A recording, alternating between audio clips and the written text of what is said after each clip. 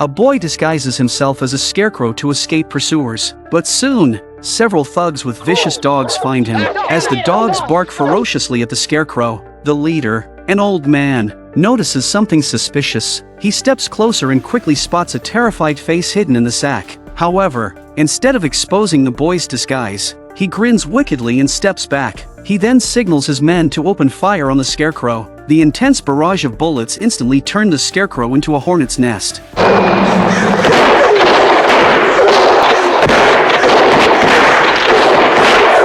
And the boy inside died horribly on the spot in despair. To cover up the murder, the old man places a pitchfork in the boy's hand, making it look like they were attacked and fired in self-defense. It turns out the boy, Bubba, was mentally challenged. Although he appeared over 30 years old, his mind was that of a 5-year-old. With no peers to relate to, he often played with a little girl named Marilee. At that moment, he was happily picking wildflowers with Marilee in the field, unaware that someone was watching them from a distance. That person was the old man, Otis, the town's mailman. He is very fond of young Marilee, jealous that Bubba spends a lot of time with Marilee, and resentful of Bubba. Finally, on this day, he saw an opportunity to teach Bubba a lesson. After playing all day, Bubba and Marilee were drawn to a beautiful fountain and ceramic dolls in a yard on their way home. When they discovered that the boards could be easily pried off, the curious Marilee wanted Bubba to sneak in with her to explore. Although Bubba wasn't very bright, he knew this was wrong and refused Marilee's invitation.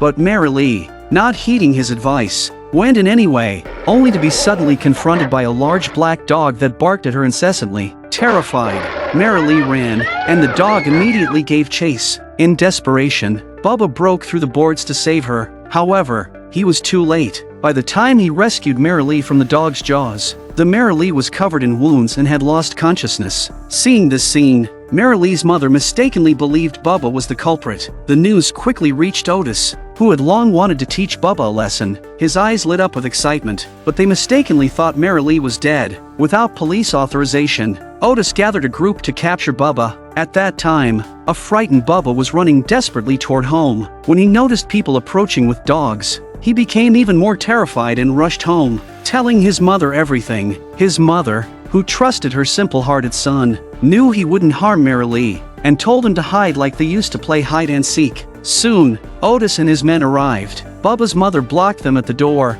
explaining that her son was simple-minded, not bad, and would never harm his playmate Marilee, and that Bubba wasn't home. Then she slammed the door shut, but Otis wasn't about to give up. As he prepared to break in, the dogs suddenly became agitated, barking furiously toward the nearby field. Following the dog's lead, they found Bubba disguised as a scarecrow and mercilessly shot him. Just then, a voice came over the radio, telling them that the warrant for Bubba had been cancelled and the whole situation was a misunderstanding. Marilee wasn't dead after all. When she regained consciousness, she explained that Bubba had saved her from the dog, not harmed her. The group was immediately filled with panic, but Otis quickly devised a plan. He calmly retrieved a pitchfork from the truck and placed it in Bubba's hand, framing it as an act of self-defense, hoping to avoid legal consequences. At that moment, a gust of wind blew through, making the scarecrow sway eerily. Not long after, Bubba's mother filed murder charges against the group. Both sides' lawyers engaged in fierce courtroom battles,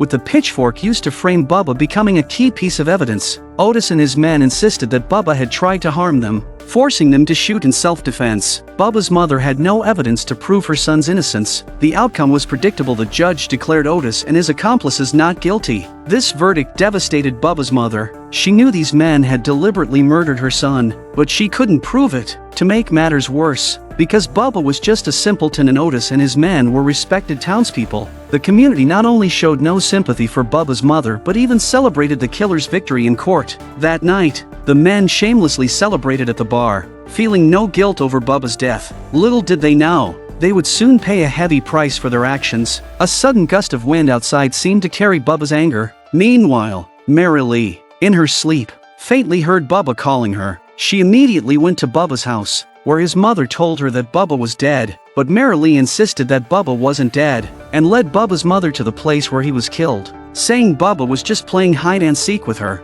Though the mother couldn't accept it, she knew her son was indeed dead. In the days that followed, the killers resumed their normal lives, seemingly unbothered by Bubba's death, until one day, the wife of one of the men noticed a scarecrow suddenly appear in their field. Hawker was stunned to see that it looked exactly like the scarecrow from that fateful day. With the scarecrow's appearance, the men's nightmares began. At first, Hawker dismissed it as a prank by his companions, but when he nervously confronted them, they denied any involvement. After all, they were accomplices and had no reason to do such a thing. The three then approached Otis, explaining the scarecrow's reappearance. They feared someone had discovered the truth, as scarecrows don't just move on their own, but Otis remained calm, assuring them that no one knew, except possibly Bubba's mother, who might be trying to scare them into making a mistake. Otis advised them to go home and act like nothing happened, warning them not to contact him unless absolutely necessary, as it would only arouse suspicion. At night, Hawker drives home, drunkenly, to the field,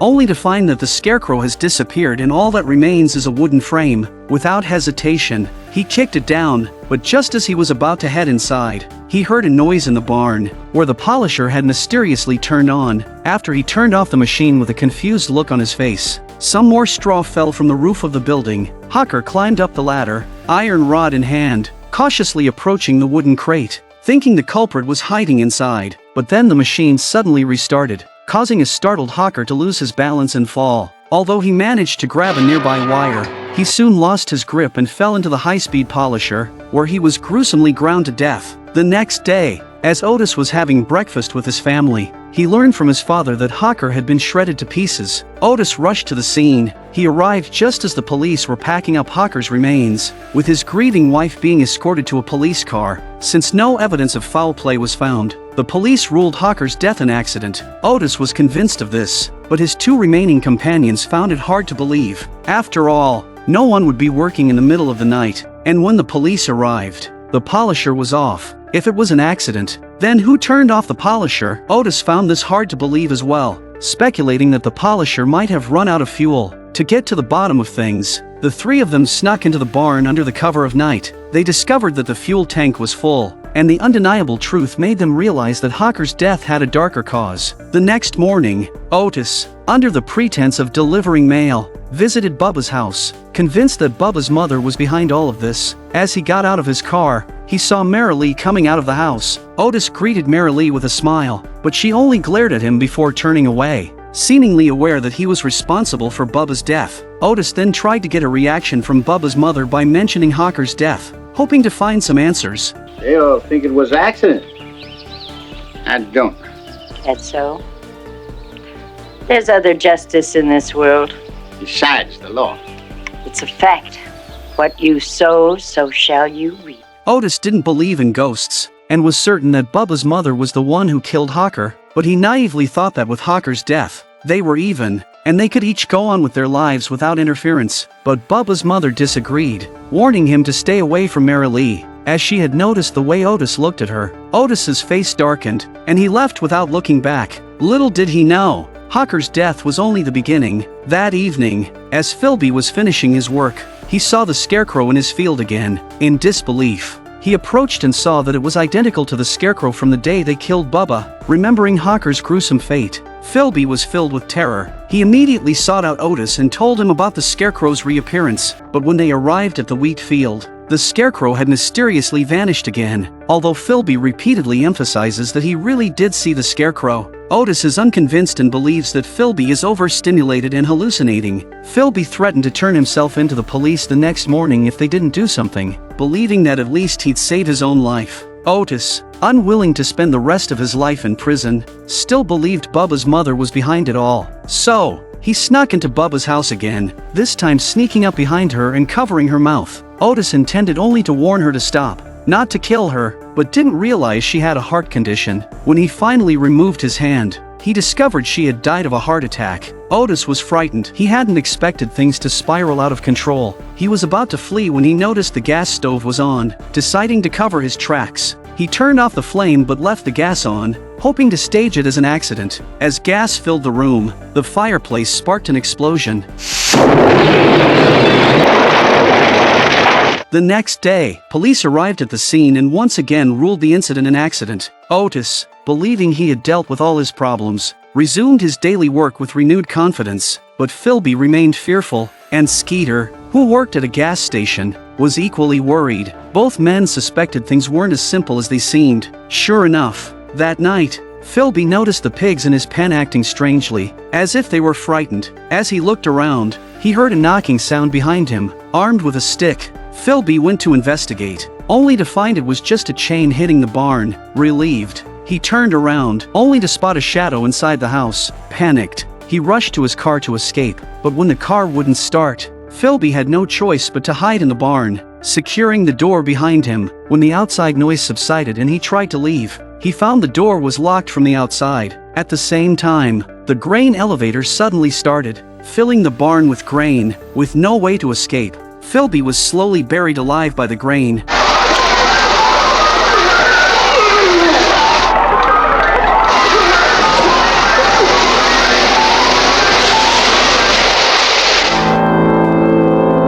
Hearing the news, Otis rushed to the gas station to tell Skeeter about the horrifying event. Desperate to save his own life, Skeeter decided to turn himself in, but Otis forcibly stopped him. Otis, still in denial, believed everything was just a series of accidents and refused to believe that Bubba, who was dead, could be seeking revenge. To prove his theory, Otis took Skeeter to the cemetery and together, they dug up Bubba's grave. But when Skeeter opened the coffin, he was shocked to find that Bubba's body was missing. Terrified, Skeeter scrambled out of the grave, determined to go to the police immediately. Otis chased after him, tackling him to the ground, but by now, Skeeter was beyond reasoning, and nothing Otis said could calm him down. Left with no choice, Otis pretended to agree with Skeeter's plan to turn himself in, and lured him back to the grave. He convinced Skeeter to restore Bubba's grave before going to the police. Naively believing Otis, Skeeter jumped back into the grave and closed the coffin lid.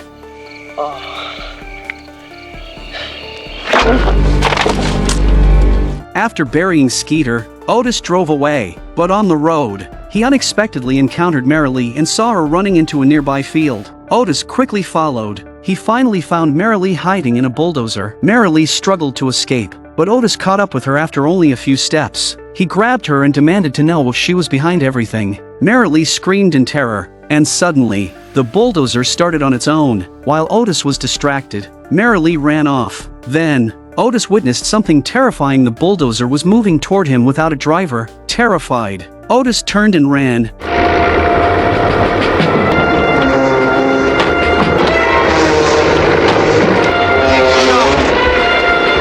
Not realizing that he hadn't been out long before he ran into the Scarecrow behind him. The Scarecrow's pitchfork stabbed into Otis's body, the same pitchfork Otis had used to frame Bubba. In the end, Otis paid with his life for his actions, while Bubba, whose spirit had inhabited the Scarecrow, continued to watch over and protect Marilee.